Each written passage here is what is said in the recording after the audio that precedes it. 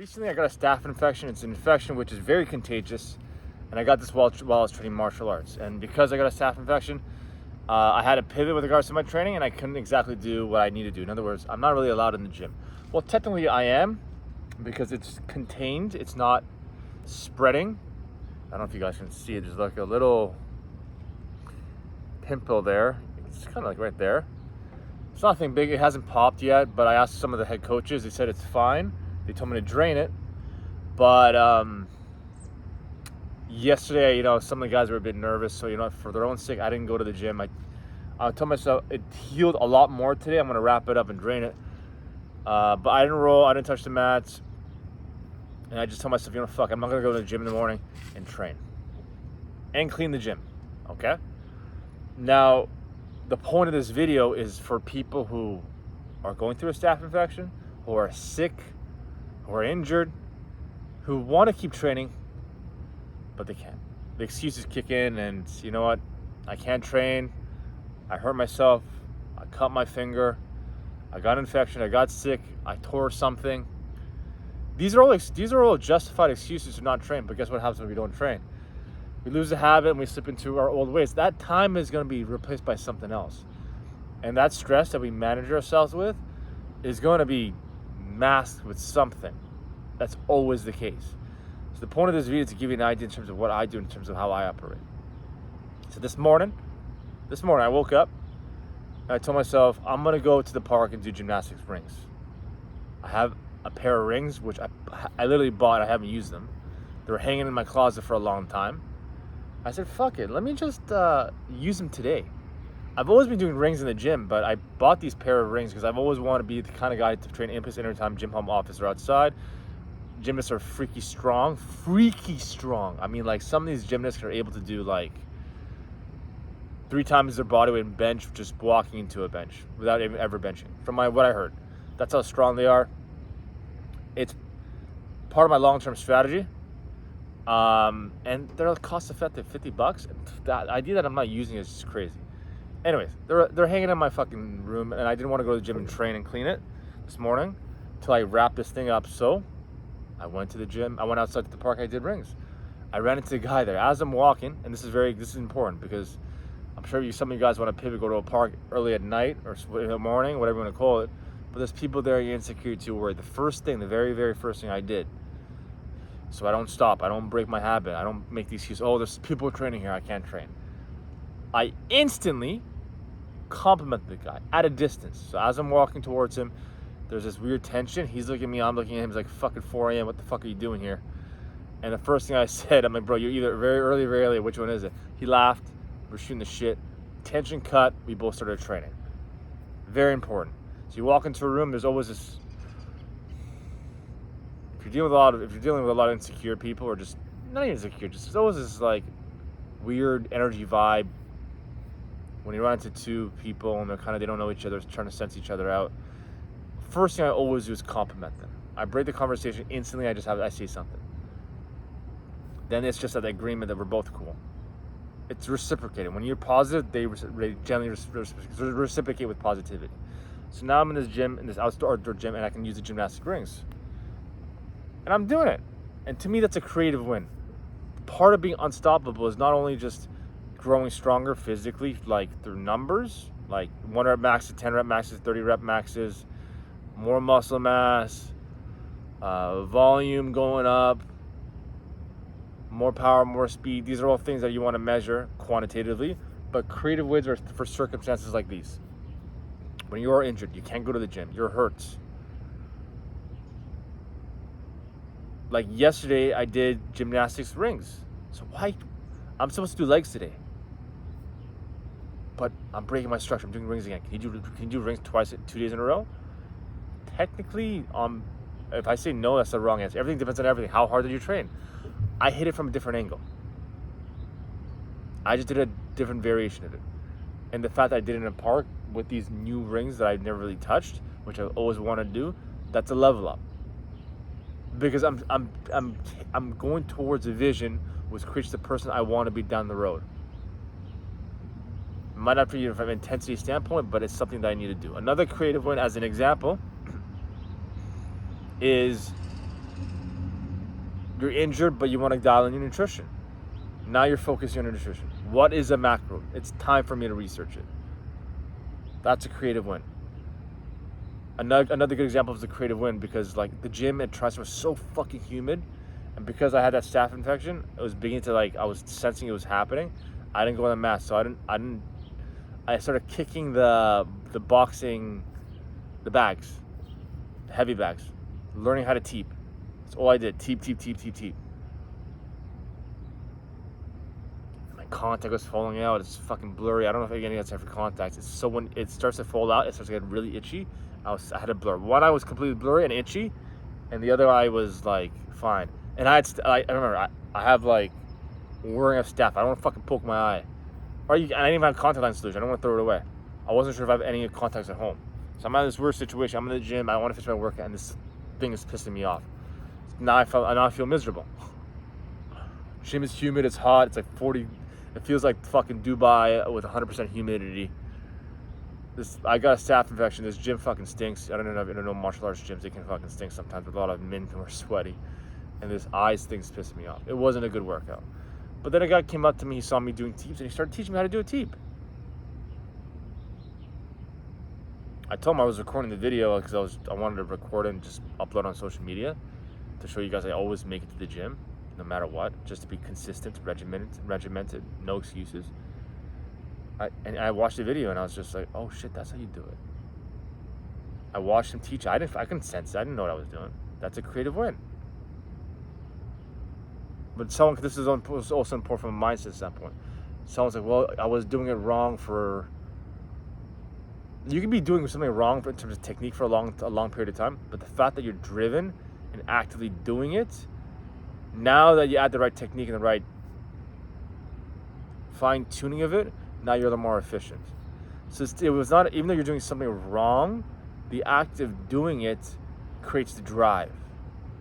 So if you're worried about doing something wrong, do it wrong. Just focus on the drive. The act of doing 1,000 punches might not be effective the minute someone teaches you how to do a correct punch. Yeah, you might have to learn, take away bad habits, but you're fucking doing it, 1,000 punches in the fucking morning? Good for you. You want to be at the gym with a fucking itchy eye and staph? Good for fucking you. The drive is what a lot of people are missing. So now you're at the next, now that I added the right technique, level up, a lot more efficient. Or it could be the other way around. Your technique might be on point. You go to the gym or go outside, work on your drive. There's a lot of ways you can be creative and win and be unstoppable. And that's what growing stronger and faster is all about. I had another client. This is very important. I had another client. This fucking sounds like a perfect excuse not to go to the gym. She fucked her finger up, I've happened before. I can't tell her not to go to the gym because doctors said something about not going to the gym. I'm not a doctor. I would have went to the gym. I would have just gone on the treadmill to maintain that habit. But then this girl was losing in her job position. The company was losing $1 million a week. $1 million a week, and she was responsible to fix it. You think I'm going to tell her go to the gym? The gym is a tool. It's not an obligation. But we are responsible in terms of how we move, what we eat, what we put down our throats, the air we're breathing, the liquid water, what kind of liquids we're drinking. We are in complete control of those. So we're not going to the gym to be superficial. We're going to the gym to be right here.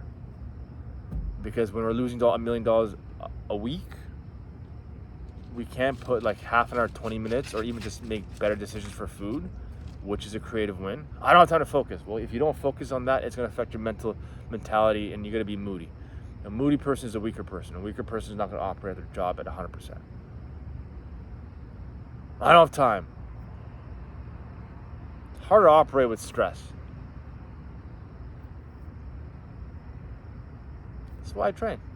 Yeah, there's a martial arts aspect to it. Yeah, there's a movement aspect to it. There's an athletic aspect to it. But the whole point of what I try to teach and promote or inspire is to grow stronger, faster, for a better life for life. It's to be able to train any place, any time, gym, home, office, or outside. Being an athlete is a way of life. It's just being able to move good. Eventually, the notion of being a BJJ athlete, a MMA athlete, Olympic wrestler, whatever it is, eventually that's an idea. That just fades away. What do you do after that?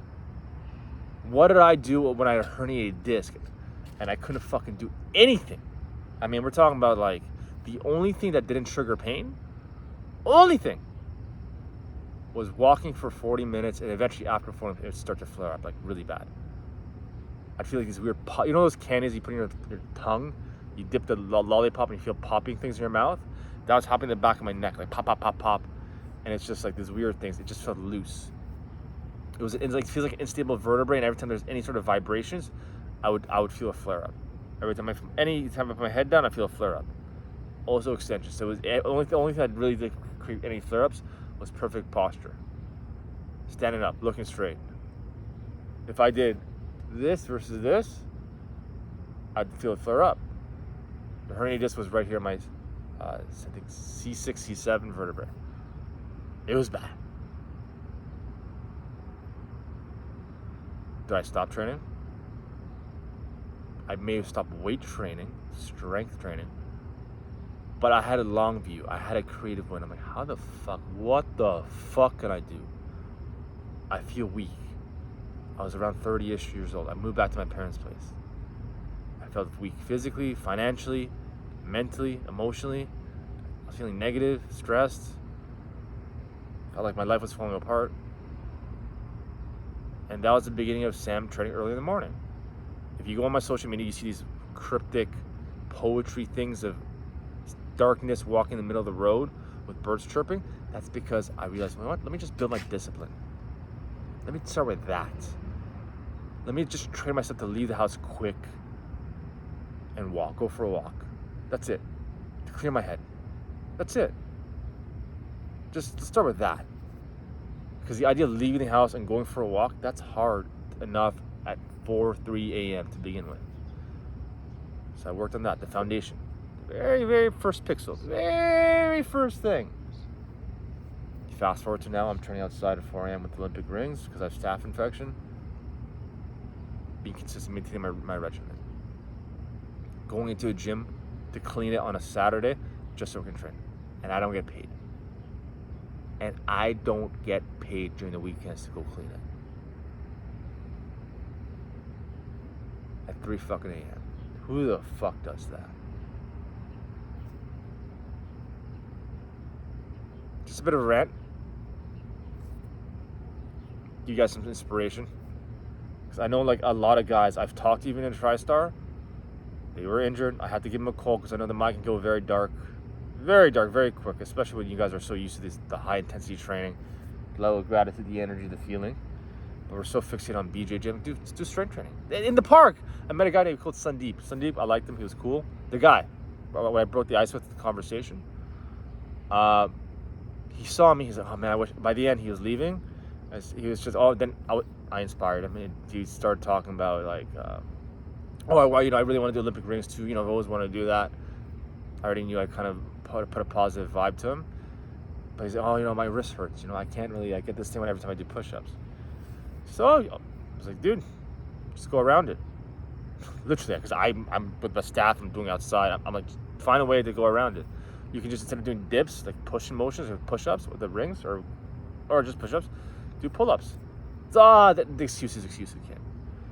Then more excuses came. And more excuses. And I realized the problem wasn't the injury. The injury was a cop-out.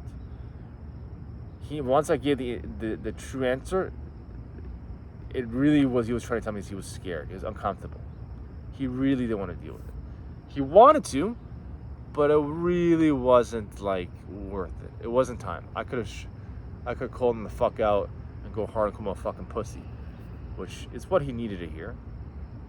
Maybe I could be more polite about it, but I'm not here to run everyone's fucking day. I always sense how much limiting beliefs they have, and if it's necessary for me to do that. So I'll tell you, if you're injured, you're stressed, fucking bird, terrifying me. If you're injured or you're stressed, you want to train, you can't, you get an infection, find creative wins. Work on your nutrition.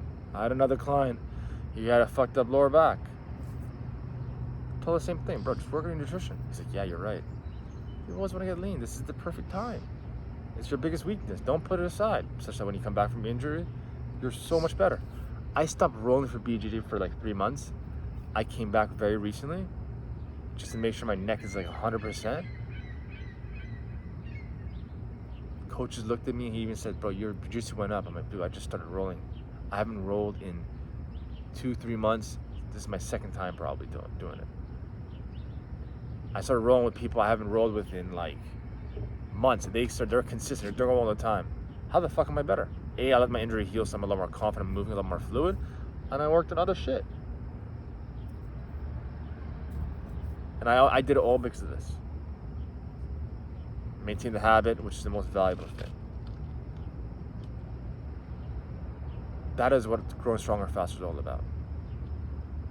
So we can move good, feel good, look good, and do good things in life, inside and outside of the gym, for a better life for life.